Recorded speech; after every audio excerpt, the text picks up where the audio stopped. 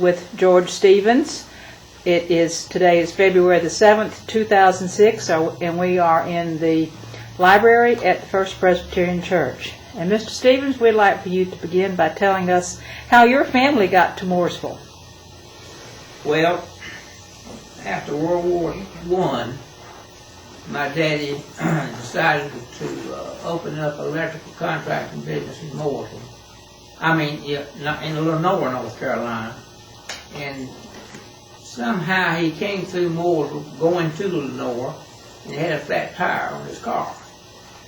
So he had to go to get it fixed, and it was in the afternoon, of course. And so he knew he couldn't get to Lenore at that time before dark, so he decided to stay at the old hotel, which has been destroyed since then. It was called I'm not sure what was the name of that hotel. Center Hotel, I believe it was. Center on North on Main Street, where the Wachovia is now. That was a hotel. And it was ran by Miss Flowers, Flowers. And so he spent the night, but the night he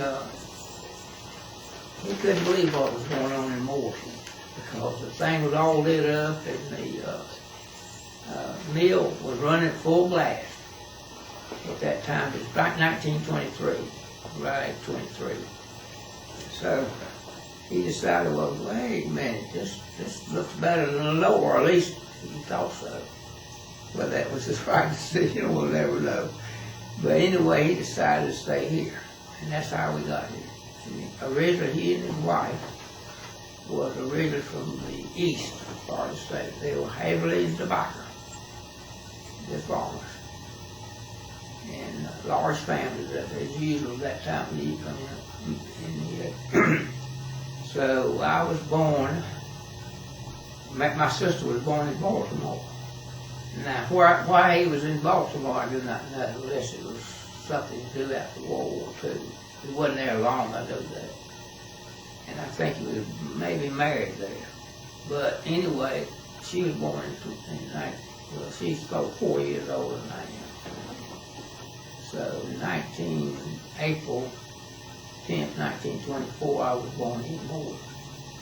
The house that I was born in was moved from the location on Poplar Street in front of the new high school. It's still there. And the reason it was moved was because originally where the drugstore is on the Statesville and Center was built. That was a Presley home there originally. Mr. Presley on that, Mr. Presley. Beside it was a little field, and beside that was our house. And the next house was Woodspoon's house, and the next was a blank lot that Dr. Taylor originally built office on. Then the corner lot was owned by the Brawleys. Actually, it was a Baker house originally, 2-story on the corner, sitting on the corner of Statesville and Carpenter. And in front of that was Ralph Brawley's home. He had kind of a farm, not a small farm. I mean, he had a barn and cows and chickens and all that mess.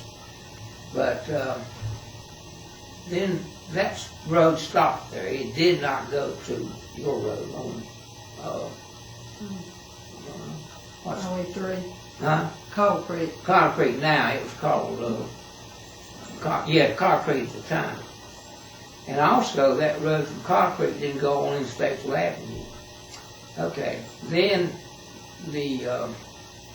what happened on front of the hospital, the hospital was not built at that time. It was started probably, I believe that the dedication of the hospital was about 1930.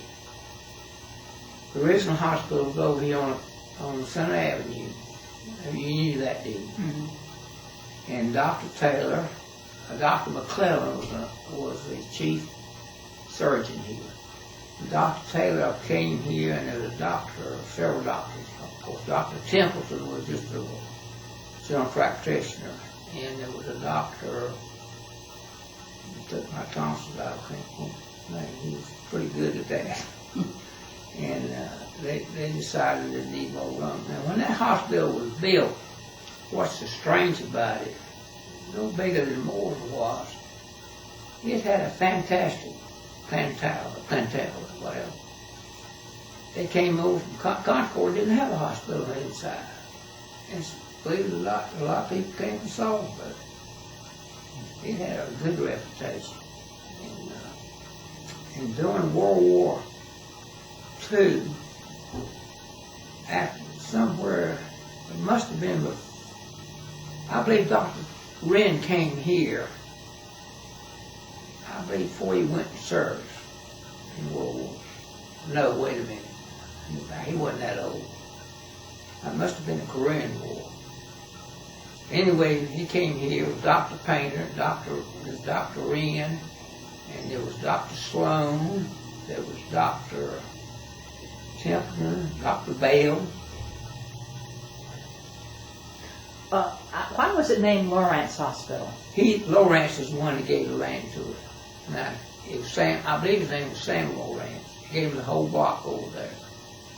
And I think that was pretty well the There was a Dr. Feeser at one time, wasn't there? Dr. who? Feeser. Well, there's Dr. Fraser, which was kin to us indirectly. I don't know how it was. He's from down in the east part, so I never did know his. I think his name was Fraser. He wasn't. And of course, Dr. Painter and Dr. Benzer came here, and of course, Dr. Sloan had previously been here. And but what was so strange about the hospital was, I thought, looking back in retrospect, was this influx from. I imagine half the patients were from Concord and that area was Rowan County. And I don't know when the Concord, which it was a grant from the Cannon family, was built. Of course, and Salisbury was, of course, I believe at that time was built. How big, I don't know. And in Statesville, we had the Old Davis Hospital. And then we had that other hospital, which is Ireland Hospital now. It was over there on Main Street. It's still, no, I believe it's been torn down now. Of course, Davis has been abandoned. And basically going on to the hospital situation, the hospital was financed more by people donating money to it. It was a non-profit. In fact, that's how I got on the board. I had stock in it, but it wasn't worth anything. It was just, I guess, a donation, but it was a stock owned by citizens of Mooresville. It was not owned at that time by the county. And so, after World War II, I was about, I guess, 21. I don't know, I was even married. Yeah, I guess it was. 21 years old. My daddy had died. He died in 1946. He was diabetic. And so, at that time, W.J. Hazelton,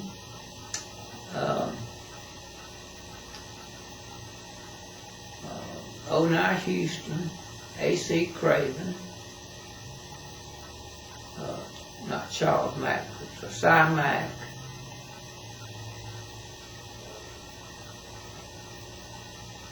and I was, and Dick Johnson. Now, Dick Johnson was the Johnson grocery chain. Dick and Hal and Mr. Johnson. And Dick was on the board. And I'm sure some other, I just can't, maybe some Dr. Mill, I know I know the name, but my age, I can't recall them real quick. But anyway, they had a meeting. They met once a month at the hospital. And this is, I think, the way I got on the board so young. We had not a deep, but a snow that night, and it wasn't over 2 or 3 inches. We never did have much of the snow. And so I decided to go to the board. I didn't have far to go, so I walked over there. come to find out there probably wasn't over 6 or 7 people that were younger that were there, the members. So they had the membership come. I think every 2 or 3 years you reappointed to the board. So they had an election. I was sitting there, somebody nominated me.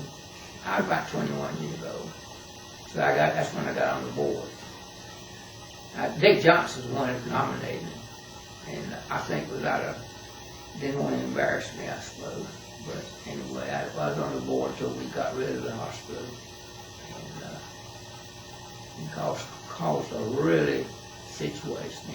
What happened is, as time went along, and after the Taylors and the old crowd kind of got where they couldn't operate the hospital. Now, I will say this, Dr. Taylor was, like anybody else, was probably, he and Miss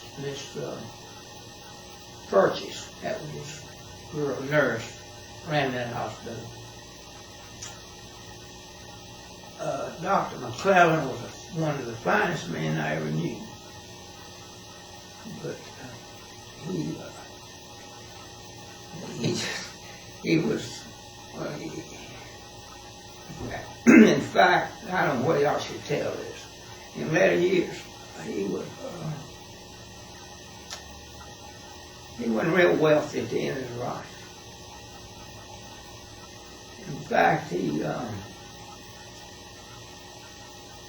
he stayed at the hospital. His wife had previously died, and he had, of course, he had a doctor. In fact, his son, he's a doctor, he's more a doctor. What's his name? You remember? John McClellan. He was here. And he had a girl in my class, Peggy McClellan, and there's 2 or 3 more. They all did, by the way. All of them did. And Peggy died about 2 or 3 years ago. She moved somewhere in Washington. And the youngest one was, he died recently. He was in Atlanta. But anyway, going back to the situation in World War II, in fact, Dr. Taylor was kind of the ramrod of the thing. Now, there may have been the 1424 when they wrote Center Avenue. I don't know quite who was there then. I think Taylor was there, and McClellan. McClellan was an Army in World War I surgeon.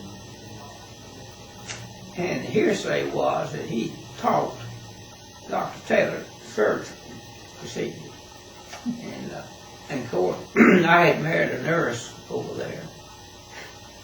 And it's kind of funny what she used to tell me that getting ready for an operation, you scrub up and you do all this, you get clean and everything. Of course, McClellan would come in there with the typical Army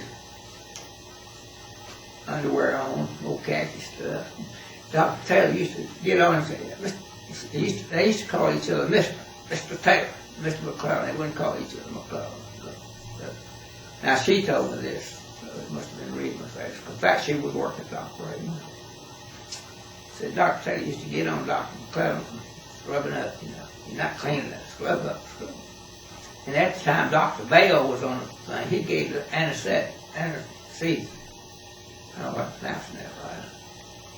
Anesthesia. That's all they had back in those days. Old doctor. Bailey said over there, and he was almost retired, and he falls asleep. What, they were giving us? And he was tongue-tied, Dr. Bell. And they wake him up. It's kind of strange, but and then in I don't know exactly, Dr. Wren came here. He was not married. He lived at the hospital in a room. And the reason I had a real close relationship with him because we played ball, pitched ball together. I was about 15 when he came, 16. I was right across on, right in front of the hospital. I got to know him real close. And he started dating, of course, like most people would at that age, Bud Sloop's sister. not Elizabeth, but Earlene. Earlene, thank you. And then, of course, Virginia Earlene, right? And they were going to get married and something happened. Anyway, then he married actually, Now, that was Dr. McClellan, right? no, this is Dr. Wren. Dr. Wren. Now, Dr. McClellan was already had his family. Okay. And at that time, he had pretty much retired. I'm not retired, he got sick. I mean, he wasn't too well. And that's the reason he was staying at the hospital. Now, the home was right across the street over here. I'm trying to get my bearings. That's Academy in McLeod. yeah, Cool. that's where it was. He remodeled it. Now, Mooresville, I think you need to check into this. Mooresville has some excellent doctors here. Not here, that left Moore. The Moore family, give you an example. I can't think of his first name.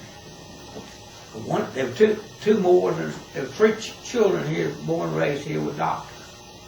They left Moore. The surgeon, I can't think of his first name, that's what my problem, but you should check it out. He left here and he went to the New York hospital. He was a head surgeon. Dr. James. James Moore. No, James was an eye doctor, I think. It's not James, but his brother. I can't remember his first name. To give you an idea how he did in after World. Well, anyway, I was in the Rotary Club. He was in the Rotary Club in New York. He'd come down, we had meetings. You know, you had to make up your meeting in the road. They don't care what you went to sleep or not, but you had to come. You missed 2 meetings, I think you were out or something. In fact, I used to get me so mad I stood for 15 years and I retired. But anyway, he came down, and prior to that, either the president, was it Kennedy? One of the presidents had picked him to go to Saudi Arabia. The king over there was dying, or well, they thought he was dying, with some terrible something. He was sent by the government over there to operate on him. And so after that, I was at the Rotary Club with Dr. Moore. I can't think of his first name. And I asked him, I said, what was how'd you come out on the patient? You know, I didn't ever see him more about the paper. He said, well, you know what was wrong with him? I said, I have no idea. He said he had appendicitis. Okay. So the other Moore, his sister was pretty prominent. I don't know what she did. She died of. She was a doctor. Then going back to the one in New York, John White Moore. Have you ever heard that name? Mm-hmm. John White Moore he said what is in a family, not the one, The black sheep. well, what do you say? Black sheep. Yeah, and black sheep, that's right. And John White told me this before he died, that he had something wrong, so he goes up to New York for his brother to operate on him. He used to live right down the corner. He was high sheriff in Monroe County too, one time. That's right. And he went up there and for the operation, he was in there, patient was in from New York area to be operated on Dr. Moore. And he said, he's kidding. The guy said, sure you're not going to get that guy to operate on you, are you? The guy said, oh yeah. I think he was Jewish, but that don't really have much to do with it. And the guy said, why? I said, well, he was born in North Carolina, little country boy. Good Lord, you're not going to have him operate. So that scared the guy to death. Anyway, knowing John White, okay, and of course John White was tied in with John Rankin. You ever heard of that name? Mm-hmm. All right, I'm going to back up a little bit. Down here at the Holler, Center Avenue, Eastern Heights was developed. It's the first development in Mooresville. It was developed by a company over in Salisbury. In fact, if you go to Iowa County, unless the records have been destroyed, I used to have the records on Eastern Heights. When I was born and raised, there's a wooden bridge, you know where the Hood Field is. There's a wooden bridge. I had pictures like we talked about. It's a 2-lane wooden bridge. So during 1930, you know, people were so poor. My family was so poor. You ever heard of Fatback? Mm-hmm. Mm-hmm. They'd get fat back and he'd put it on string, swing it around, we'd lick at it and it went by. So, WPA came in, that's after Roosevelt was his big WPA. Ben Houston and John Rankin ran that program more. You know Ben Houston Post Office. They dug out Hood Field down there and dug with horses, chain, drag pans, you know what a drag pan is. Didn't have motorized anything. And filled that up. And also, they not only filled that one up, they went down to the end of Center Street, which stopped there at the high school. It did not go to 801. I mean, not 801, but Cotton Creek. Where the nursing home is, that ended about where the nursing home is. They filled that road, built it on through there. WPA did that. Now, also, I don't know who filled up and went to Boyce Brawley and Bill Rippey. Does that ring a bell with you, Bill Rippey? Yep. Bill Rippey was dating that girl over there, lives next door to you. Still living. What's her name? Eloise son. Cranford. And we used to laugh at him because he had to go down the old, that's the way he went to see, didn't have any car, walk over there to see Eloise. But it was filled up. Now Poplar Street, when it was filled up, went to your road over there on Cotter Creek, it was changed from Poplar Street to Statesville Avenue. Mm-hmm. That's the original, but I was born on Poplar Street. Have you seen the sign of this Bartsell car deal sign on the side of it? Bartsell I knew personally.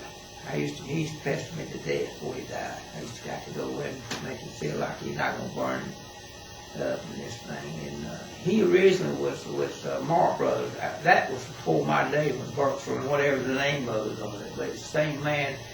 Apparently he sold out and Mr. Fred Marr went into it. Rankins at one time too, wasn't it? That was Rankin Department Store. Yeah, but the sign I'm talking about, the motor car. I can't even remember the name of it. And so going back uptown a little bit, rambling a little bit, but Center Avenue was, of course, in that time, Mooresville was pretty much railroad center too. I mean, it was, trains came, passenger trains came through all the time. In fact, when President Roosevelt died, Roosevelt, his body came through Mooresville. Do y'all know that? Yeah. Yeah, I know why. Now here's another thing that maybe we'll just throw this out for what it's worth. Southern Railroad does not own the track from Charlotte to Greensboro. Okay? But they do own the track from Mooresville to Carl Junction over there. Barber's Junction. Barber's Junction. When I was in the Navy and in St. Louis, you look at the Southern Railroad, Barber's Junction on their system. It must have been one of the big systems. So they could shoot out of Charlotte, go through Barber Junction, or go the other way. And so they're still open, by the way. And you can change trains at Barber Junction, go to Asheville or going up to Greensboro. So I don't know why they routed him through here. That I don't know. But I didn't see it because I was in the Navy when he died.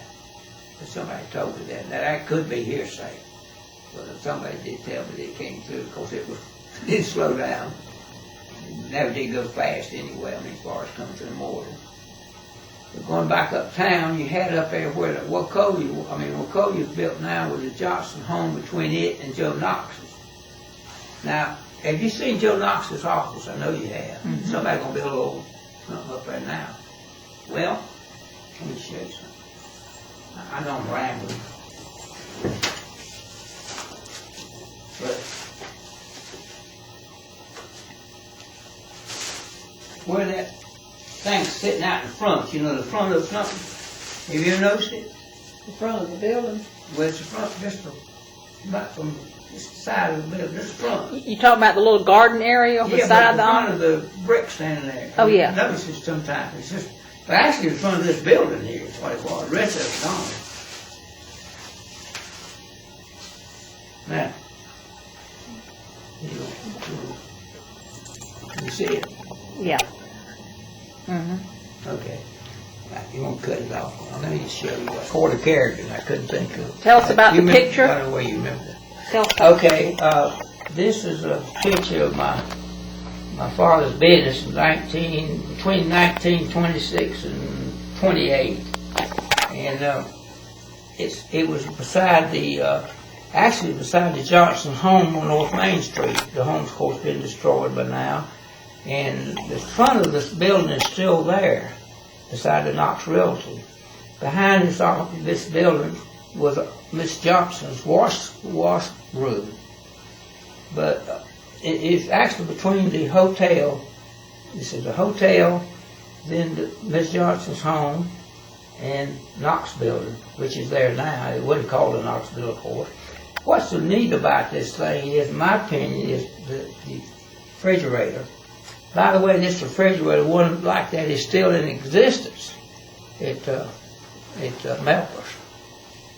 Miss Can you believe Melpers. it? Yeah, the hardware, still got one. And notice this right here. Look at this roll of twine here. See, it goes up here, comes back down here. Look, see it?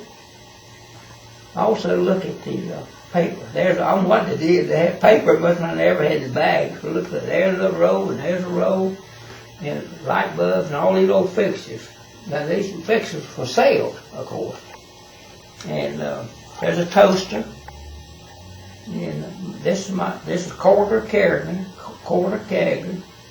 my daddy, my uncle, and the boy that worked for him. His last name was Brawley. This was in the Tribune years ago. That's interesting. It's very interesting. That's the picture of it. This Brawley boy had found it, and I don't know how I got it. Wait a minute. Okay, George, tell us about how the change that occurred in the hospital. Okay, like I previously stated, I got on the hospital board as a director for when I was about 22, 21 years old, and the hospital rocked along, did well. So Dr. Taylor and Wren, Dr. Taylor, of course, retired. He didn't retire until he was up in his 80s, I don't believe. But Dr. Wren, Dr. Henderson was on the board. I missed him a while ago. And Dr. Taylor retired when in the late in the 80s, and some other doctors like Painter died, and Wren died. Then the hospital started going down. In fact, at the latter part of the hospital, we only had about 8 doctors on staff, if that many. And of course, some of them were real old. And so we started figuring out what we could do. At that time, we had about $1 million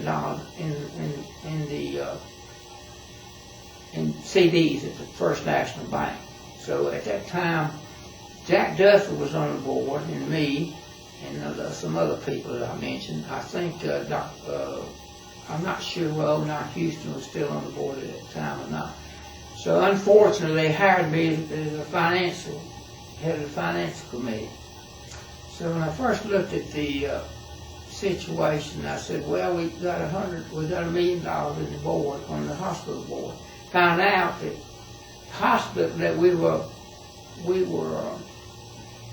didn't have it on checking account. We had it on checking account.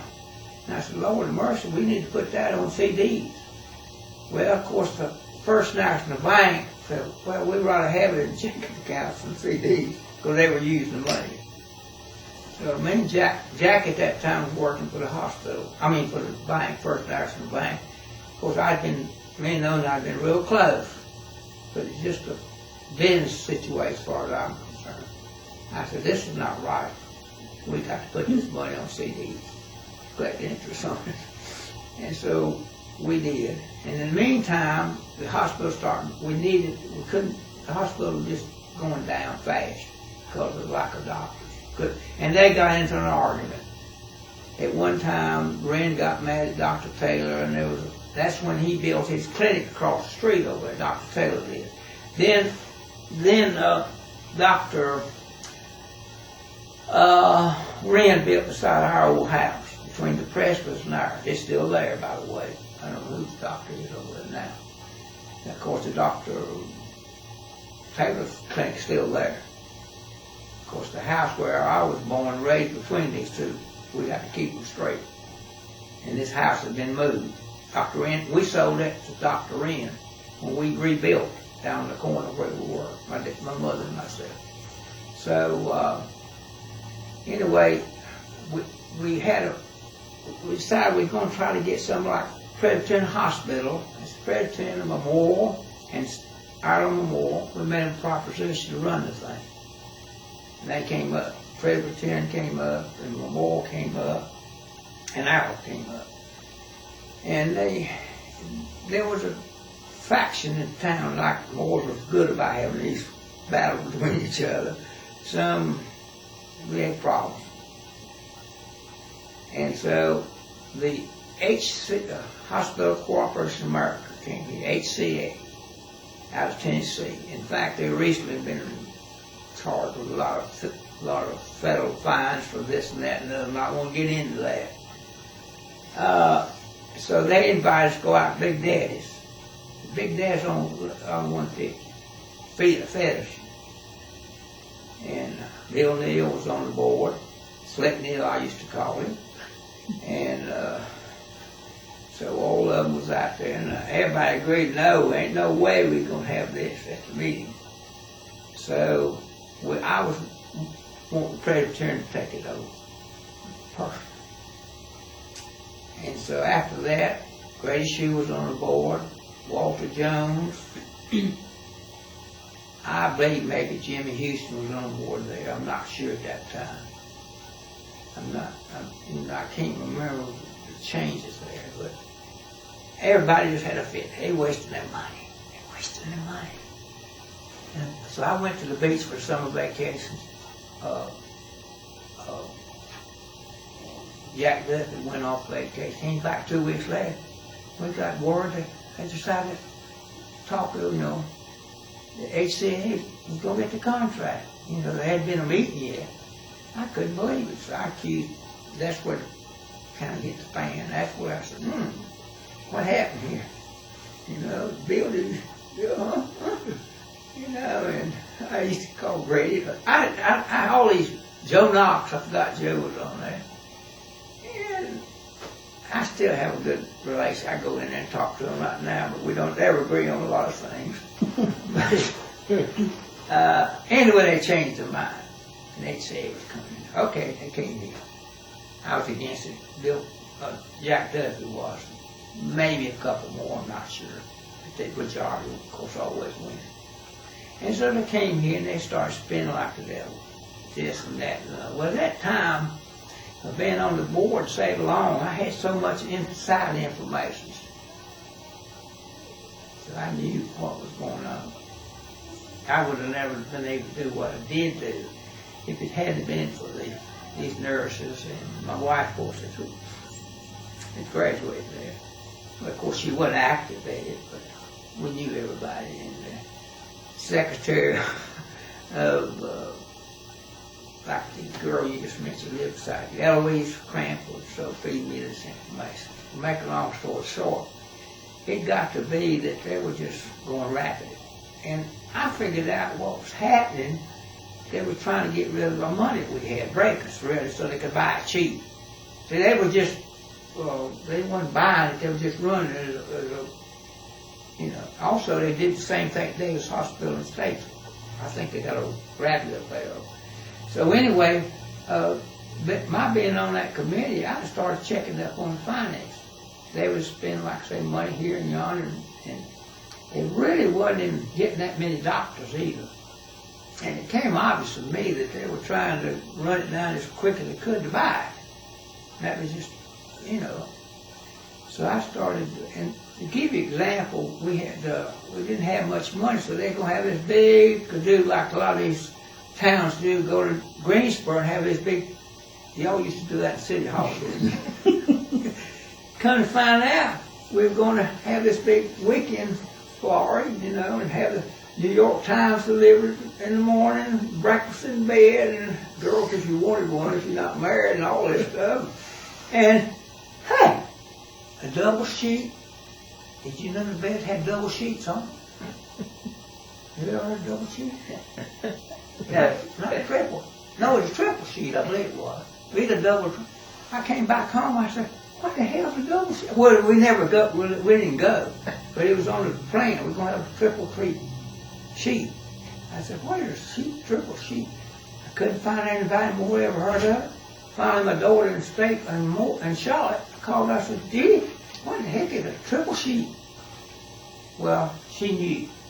Fortunately, she had, her husband, before they went to, he had to go to Vietnam, they ran a hotel up in Hyannisport, Massachusetts. He was a clerk just before that. He had to go. He knew he had to go. And she said, well, she started laughing at her so-and-so. What it is, you know, you go into a motel or hotel, you got your sheets. I've always wondered about this. And then you got this blanket on top of it. Mm-hmm. Well, this other blanket, the sheet covers up that blanket. Mm-hmm. You see, which it should do when you think about it. And all that, we're going to get all this stuff. So I found out about all the money we were going to spend. So I fought it. I said, no way we're going to do that. So that made them all mad. We didn't go, by the way. I didn't think we had the money. So to make a long story short,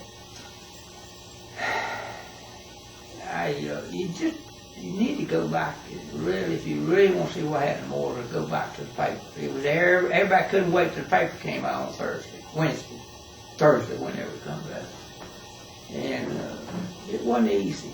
And we finally was able, fortunately or unfortunately, to sell the thing.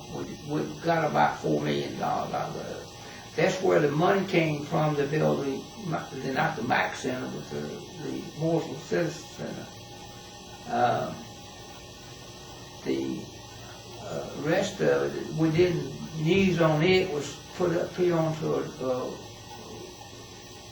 whatever happened to that, you on the board, the park welfare, did you ever been paid off? What now? You know, they put the money up on this, Chamber of Commerce borrowed the money. Up there where, Industrial Park. Industrial Park. Industrial. Oh, I think that's all. They've been paid, anyway, they got part of it. So that's pretty much what happened. And of course, they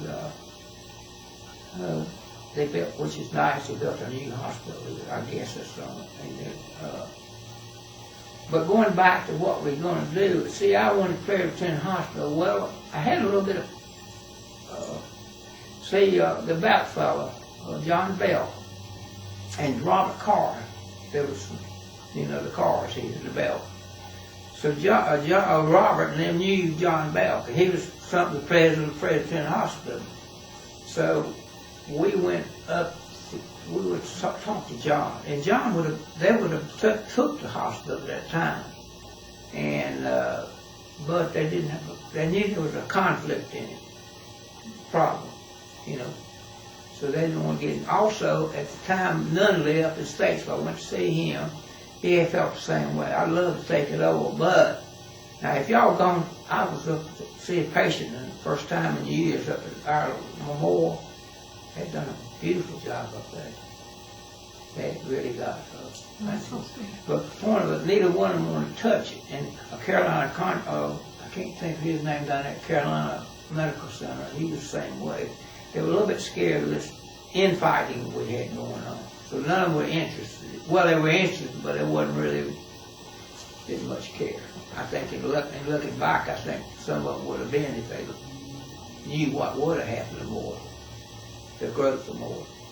Now, I'm not getting into whether this is the right deal or not, but no one knows that at this point in time. No. And the only thing that did bother me a little bit is the stand they took on Presbyterian Hunter, where I couldn't believe that somebody would say, well, we don't want the competition. Now, this country's born on competition. But I don't want to get into that. Okay, George. Now, you also said something about the schools and education. Now, when you grew up in Mooresville, where did you go to school?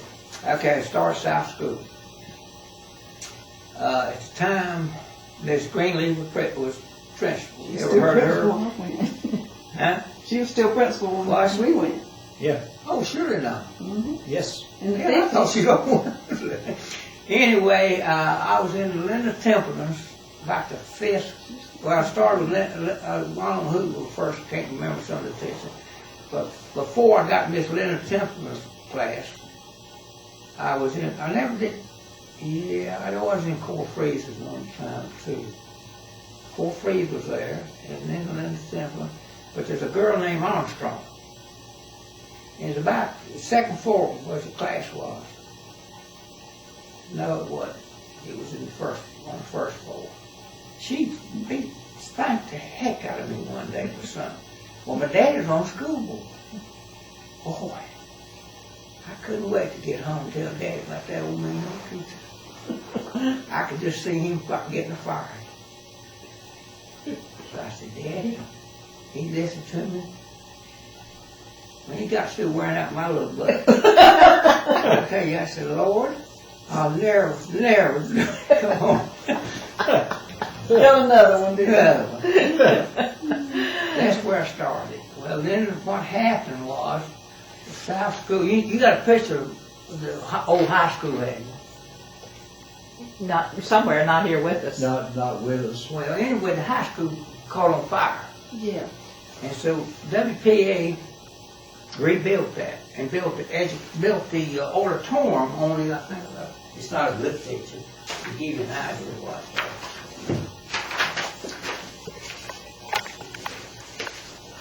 There it is, Central Time. I graduated in 1941. But no, there's the original. See, they rebuilt it, and here's that auditorium over. And behind there is the gymnasium that was built, but it wasn't built at the same time. No, I don't need that. Now, what it was, when I went to high school, I graduated in 1941. Prior to 1941, my school teachers were y'all remember Miss Hal Johnston? Didn't you have her? Mm-hmm. I thought she was an excellent teacher.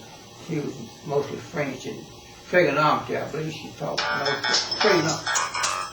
mostly trigonometry. What in trigonometry she taught? I don't know. Later on, she went to the library. That's primarily where I remember her. She didn't leave. Okay, when I was in, I have to get back to probably the last 2 years. See, we graduated, only had 11 grades. Well, I didn't know after I graduated, the federal government, I guess you knew this, why did we go to 12 grades suddenly? Think about it. I didn't know it for years. Oh, in the South and everything. Now, all northern schools were 12 grades, basically, up to the bigger school.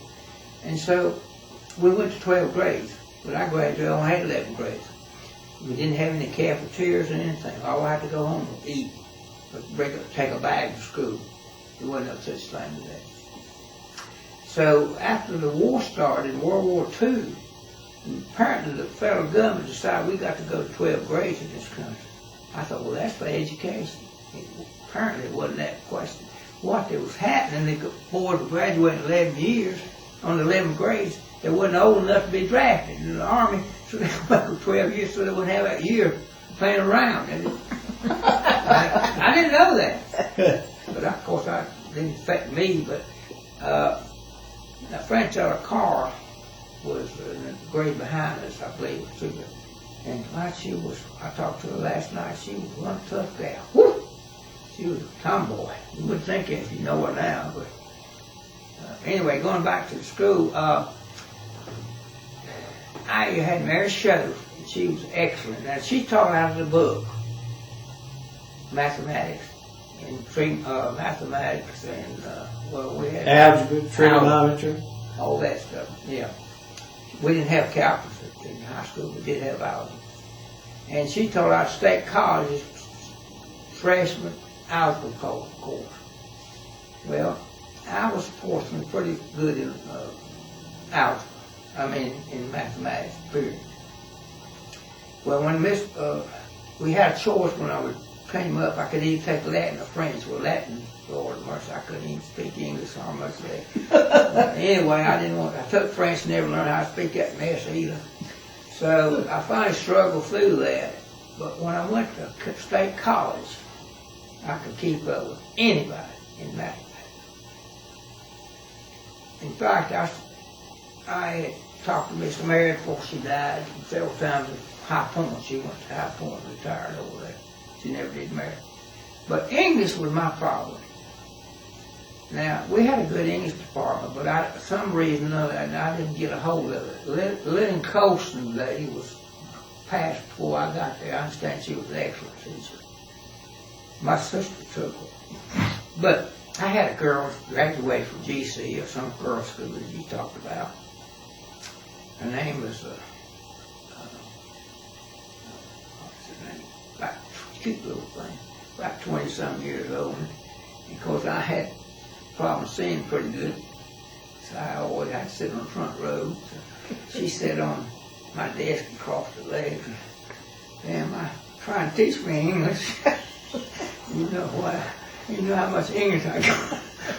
So anyway, never will forget. Went to State College, first seen me ever roll over there, came back, looked like somebody had dropped a bottle of ink on him. Went to the professor. I said, listen, Professor, am I looking at this thing right?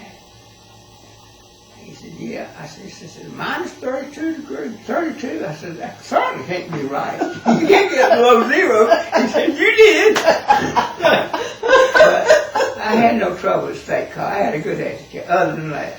And I fiddled around past it, by the way. But that's about all I did. But we had a good, I just don't believe the school system's quite as well. No, I don't know. Maybe I'm just biased.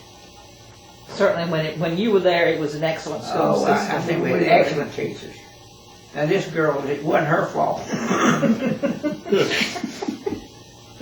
I just had my mind and it wasn't in English. You know, I wasn't a perfect child anyway. I never will forget Miss, what's her name? Miss D. Turner's sister, Miss Hattie. She wasn't there when y'all were there. She kept the library, study hall. She came in there, and of course, study hall was a little bigger than this. She was watching me one day going through all the books. She said, what in the world are you doing? What, can I help you? I said, no. I said, I'm looking at, I can't read, so I'm looking at this. I couldn't teeter off. And I looked back at some of the teachers, you know. I bet Miss Greenlee spanked you a few times. Oh, yeah. I think she hit me a couple times, too. But Miss Armstrong, oh, boy, she really wore my butt up. Tell us about your mother's furniture business downtown.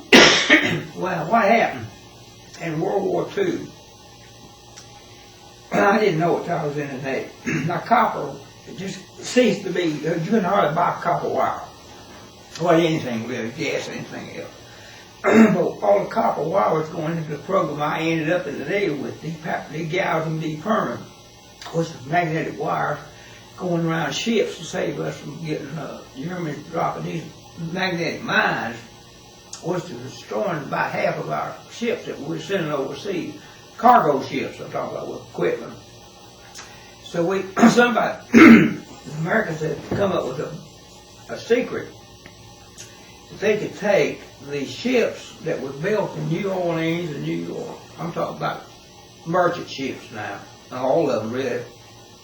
And they were able to put these cables inside this ship here. When a ship was built, and still that way, when it's built, it has a magnetic, and this is getting kind of technical, magnetic field under it, built into it. But the whole Earth is built with magnetic sections of the ocean is certainly changing. So somebody, brains, came up with the idea how to bring that magnetic field up, first the current on these cables, and we could bring it up under the keel and just fly right over those things. See, they wasn't set at the surface, they set under so far deep. Okay, and it was kind of security type of job too, but I had 3 years of engineering, so that's what they put me in. I didn't know what the world they were talking about when I got in it. But what happened, Daddy was an electrical contractor. He couldn't get anything. So there's a guy by the name of, well, y'all been talking to people now. What was up, Miss, I tell you whose mother it is. It's Dr. Templeton's wife's mother. Can you back and relate on that now? Tommy Templeton, Statesville? Thomas Templeton's. What? She Mallard. Yeah. Gene Mallard. Okay. Okay, see what I'm saying? Gene Mallard had a furniture store here. And Gene, some reason he and his wife wasn't getting along too good. Arthur, her mother was Brown. Arthur Brown. Is that right? Some Brown woman? Octy Brown. Oscar Brown, okay. And that was Jean's, that was her daughter. And so her husband left town and wanted to sell. So Mama bought her furniture store. That's how we got it. She got into it. And of course, Daddy's health failed him, and she got into it. And she had, apparently, with all the training previously she had, she didn't know that much about furniture at the time, I don't guess, but she was able to be one of the few people at that time to get. Of course, it was hard to get, even right after the war. For instance, when I got in the Navy, I got the first truck. It was Marlboro's got in. You had to have priority. And I got the first truck they got after World War II, $550, what I paid for it. They would get it. And so the furniture took, when I first got married, you know what my refrigerator was? 55-gallon garbage can filled with ice. That's how tight things were, you know, right after the war. And during the war, same way. I wasn't here, of course, then. But anyway, she got in the furniture store, and fortunately, or unfortunately, she got in the high end, you might say, of furniture, like Thomas Ford, Drexel, Harrods, and all that stuff. And she had every one of them. Now, there's no furniture store. Blackwell's came close. You heard of Blackwell's in Statesville. They were close to what she had, but not quite. She had all the major lines. And she sold, and she actually, people don't realize she sold all over the country pretty much, well, at least the east of Mississippi, Chicago. And people come by, but you know, it got to be, in fact, I don't know how North Carolina is now, but it was kind of the furthest center of the country in a way. High Point. And that's how she got in. And of course, after she got older, I built that store up there, but I don't think my family got much interest in it. Well, she certainly had a beautiful store at one time when she was downtown. Yeah. But she, but one thing that y'all offer really also, other than that, the education these doctors, somebody had I'm not saying that on what y'all are, but apparently the Scotch that settled here basically must have been education on that primary purpose. Because I know, for instance, the people that I know that sent their kids to high price at that time, you know, the best is education. They weren't well educated. And schools. By the way, do you know that our county, Mooresville is only 2 schools in North Carolina has a option of, what do you call it, you know, Has their ad own, valorem.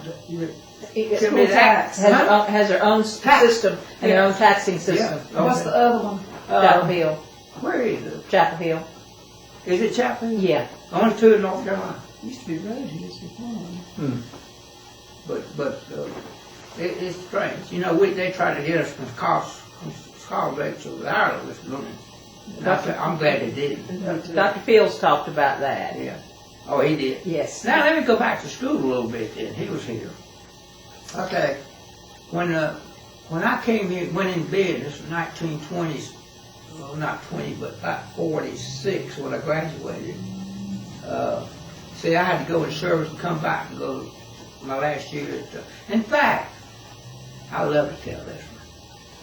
You know, I graduated, I was third in the class. My wife hears that, what she says? I could choke. And what was three in the class? Can you believe that?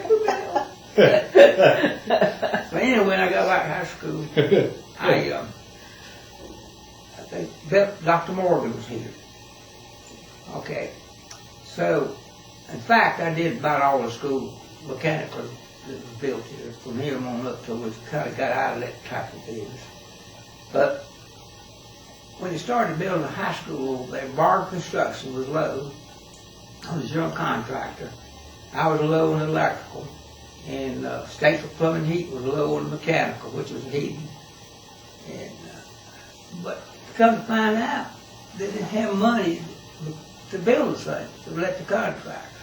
So they came to the contract, say, look, can you go ahead and start this thing till we get I believe the budget starts in June, doesn't it? Alice usually seems like it's June.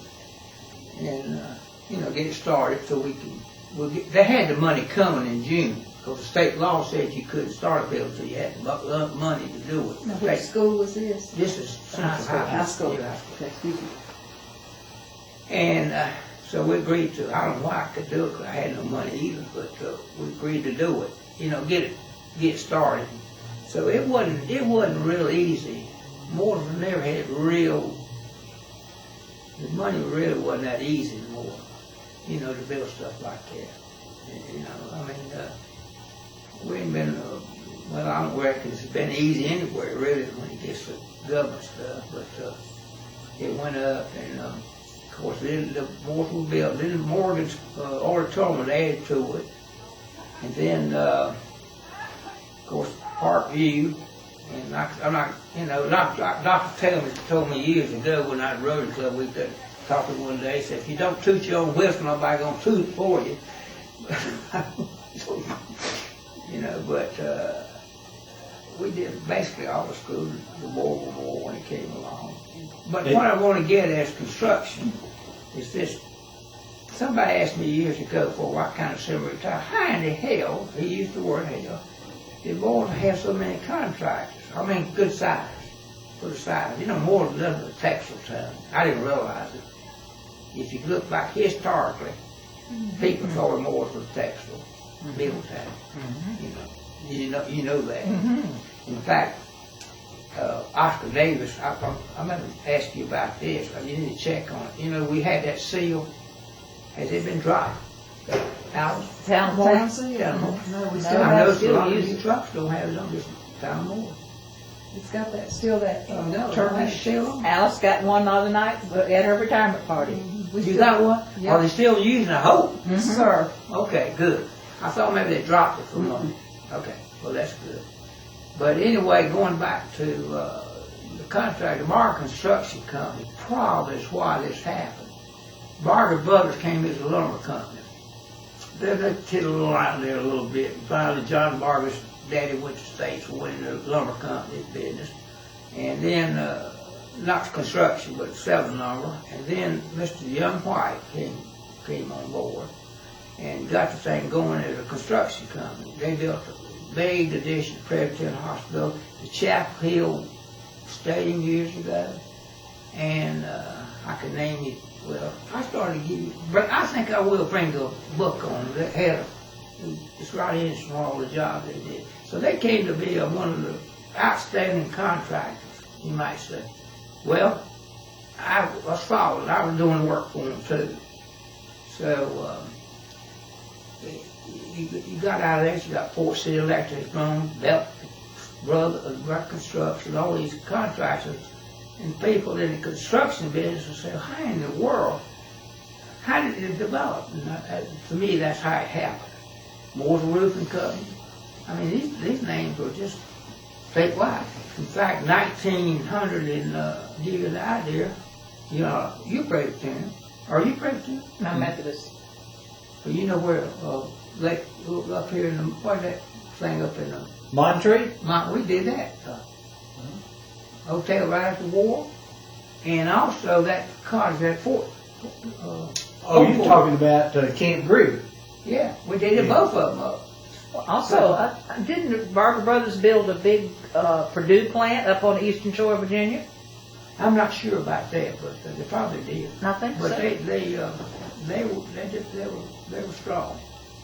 There's nobody as strong as they are now. I hate to say it. You know, I mean, it's quite. In fact, I don't think it is right now. Well, now you did some contract work here with this church. Oh yeah, I did the first air conditioning unit in Moore's on the church was First Baptist Church. They were the first one to air condition. We did it. Then this was the second one that was air conditioned. Then Central Methodist we did it when it was built. And then the Lutheran and the one over there, ARP, we did them all. But we kind of got out of that more industrial work as time went on. We did the plants and so forth. You remember Rexham, we did all that work for them years ago. We used to work for Yeah. them. That's right. You saw it. And I just want to point that was an asset. I mean, it was kind of strange, those things, like the doctor and so forth. But I kind of get back and believe it all went through a school system. I think that's right. I really do. Mm-hmm. That you had people that, now like I say, I'm not bragging on myself, but when I went to, I had, as you know, I didn't do good in this, but I could keep up with these Yankees. You know, they had 12 years. The only thing we didn't have was solid geometry. We didn't have it. You didn't have to take it to state, which the Yankees had solid geometry when they came down. But after I wasn't there. Well, let me ask you something, George. You said your father was came here as a electrical contractor, and then you were a contractor. Aren't your two boys in that type work? Well, Bennett's got all the license I've got. But I kind of, well, yeah. But he's not he's more or less in heating and air conditioning. Now, actually, what happened to electrical, I kind of got out of electrical more or less. We did a lot of electrical, don't get me wrong, but we emphasized heating and air conditioning. And there was a reason for it years ago. So nobody, when you talk about heating and air conditioning, a lot of electrical work too, control work. Nobody knew how to do anything. So that's how I got into that. So we drifted over more to that. We were stronger than electrical. Mm-hmm. He said we did it all, but we stopped it. Well, Anything else you'd like to tell no, I us? don't know anything other than you might mention. I think that's it. I can. It's a shame Harry Sloop is dead. Well, thank you, George, for this wonderful interview. You've given us a lot of really good information and a lot of good stories about you, too.